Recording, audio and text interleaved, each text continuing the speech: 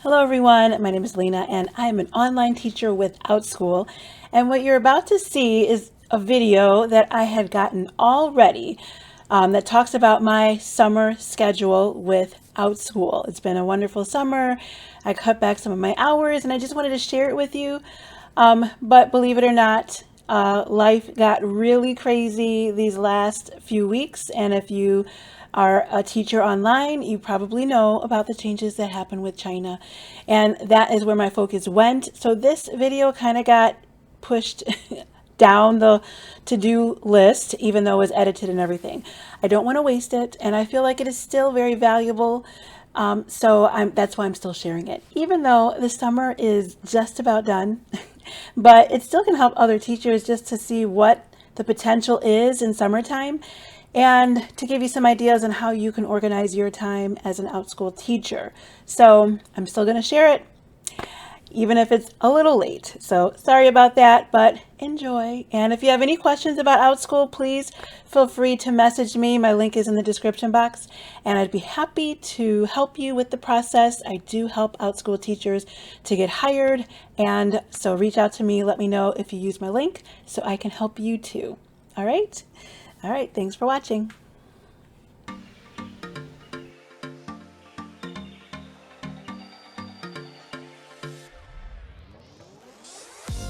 Hello everyone, my name is Lena and welcome to my channel.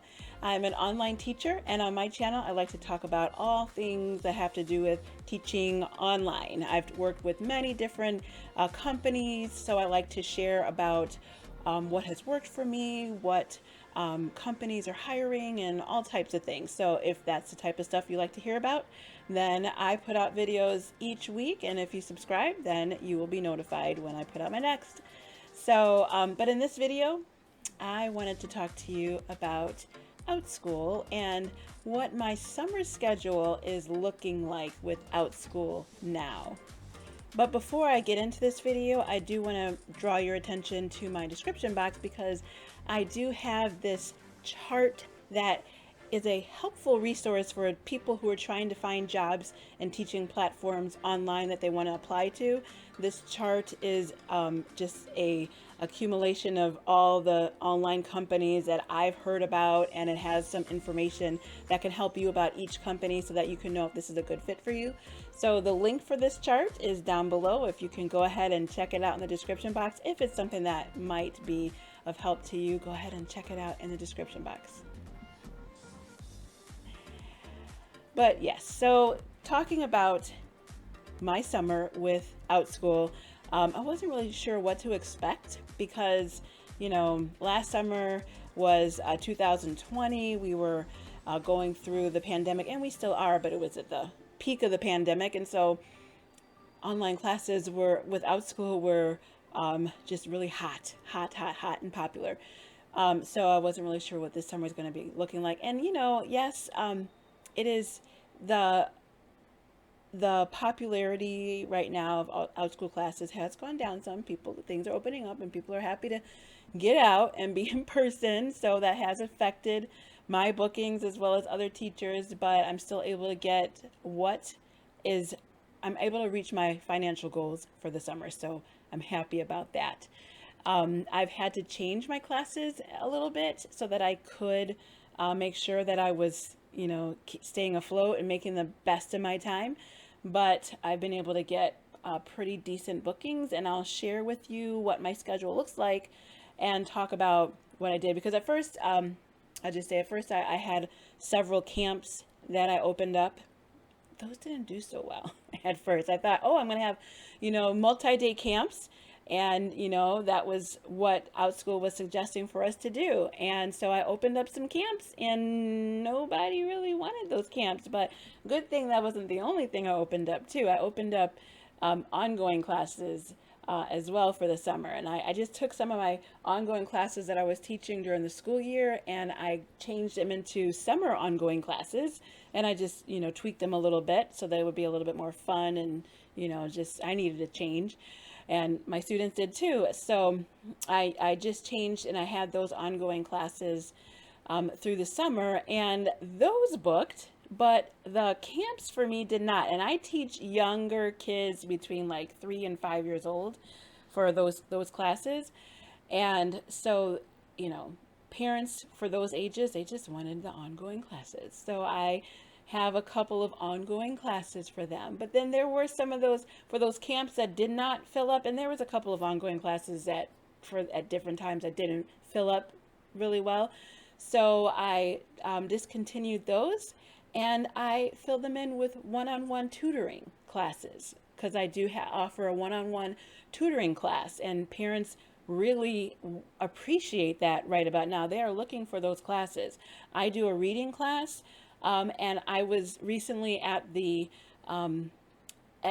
the conference for Outschool, and they got as many teachers as signed up together, and we were able to network. And I was talking to a couple of teachers, and they were looking for teachers that could help them to siphon off some of their classes, because they are requests. They had so many teachers who were trying to ask them for help. They were math teachers, but they couldn't fulfill all of the requests that they were having. So if you are a math teacher and if you're interested in working on Outschool, then you might want to think about becoming a math tutor or a teacher, because it is highly desirable right about now. But anyhow, what I was saying was tutoring is just, those are really popular classes right now on Outschool. And I feel like, I don't get as much with my tutoring classes as I would with a group class, but I still do get a very decent amount. I charge for a two-day a week ongoing tutoring class. I charge $70. I was doing $60, but it's $70 a week, so that's $35 per class, per session. And so, at the Outschool takes their 30% of that, and I'm left with about I want to say it's about $27 a class. I want to say it used to be 21, and then when I raised the price, I think it's like 26 or 27. I could be a little off on that number, but it's not bad for a 25-minute class, actually, 25-minute class. So I'm making over $50 an hour for just that one class. Okay, so filling those in throughout my schedule, I could be very happy with just doing that. But I like to have variety. It's good to have variety, because your outgoing or your ongoing classes can sometimes be those students that will fill in your one-on-one tutoring classes. So I like to have the both. Or I've had the one-on-one tutoring kids join into one of my ongoing classes, so they kind of feed off of each other. So I like to have variety, and it just breaks up the day. But how about I show you my schedule? Okay, so here's my schedule, and you can see, this is what it looks like. What I've decided to do this summer was I was trying to keep my Fridays a little bit more open, because it's summer. I wanted to have a little bit more of a break. And but I did have two ongoing classes that I decided to continue from the school year, because they had just like some really good chemistry in that class. The kids were really bonding, and so I didn't want to break that up. So I continued those classes, and they were full. So I wanted to have some full classes just in case. I didn't know what was going to happen if I were to discontinue my classes and start up new classes. I didn't know what was going to happen. So I wanted to have some security to know that I had at least two classes that were ongoing that were filled up. So those are the two that I teach on Fridays. And then I have my circle time classes here, and that's an ongoing class. It's not completely full, but I've got some good regulars from the school year that joined that class. Here's another circle time class. That one is full. Then I have, and they're only 2 days a week for the summer. And then there's another circle time class here on Tuesdays and Thursdays, and then another one down here. And those are full. There might be like one student that I might have one availability in those classes. So those are my ongoing group classes. And then I have my private classes, Like my 9 and 9:30, those used to be the camp slots, but they did not fill up. So I filled them in with my circle time, my private reading classes. Those are my private reading classes. And then I have another one at 10:30 on Mondays, and those are twice a week, Mondays and Wednesdays. And another one at 12:30, another one at 1:30. Now, if those classes do not fill up, then, well, I mean, they're full right now, but sometimes my regular students, they need to take a holiday. You know, they're going on vacation and they let me know. And so I have some extra time. What I will do is I will fill them in. I have another class that I teach about YouTube videos, or editing videos for YouTube. And that class, usually when I open it up, it fills in right away. I mean, I could fill up my whole schedule probably with that class, but I just decided to use it more of like a backup as a filler class. And if I want to add some more hours because I need them, then I can always add those to my schedule. So that's a good alternative to these other classes. So that's what I use when other students don't show up, because it's a one-time class that's easy to use as a filler. And so you can see my weeks are the same here and here, but last week I had I had a crazy week because, well, I added another class later on at 3 o'clock. And, oh, by the way, I was trying to also say in the summer I'm teaching, I'm trying to not teach so late in the day either. Usually I was teaching later in the day during the school year, but I tried to cut off my time earlier for the summer. But I just decided to add one more class, and at 3 o'clock, another class about making YouTube videos, but this is more of a group class. So I added that last week, and I also was out of town the week prior, so I had a lot of makeup classes. So I offered makeup classes because I didn't want to just not have any money for that week. So I filled those in on Friday, and there was a couple other that I filled in at other times. So that schedule was pretty crazy, but that's not my normal schedule. This is my normal schedule. So I can add to it or take away. It's very tempting in the summer, you know, at least for me. Sometimes I want to like just try to add another class, but then I have to remind myself, like, no, it's summer. I need to take a little bit of a break so I'm not doing as much, and then I can get to other things that I want to do in addition to my teaching too.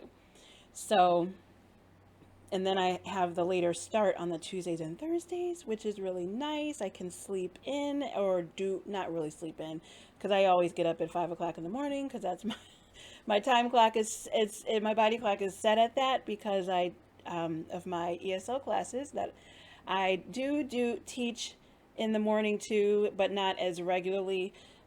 And plus I'm a morning person. I get a lot done in the morning.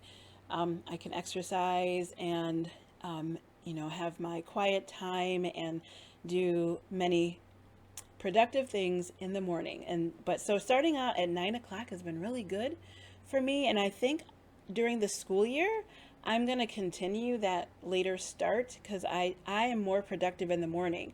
So if it's any last minute lesson planning I want to do, I could do it in the morning. Or if I just, want to make sure I get that exercise in the morning, I'm going to start later so I can have that time, that 8 o'clock class.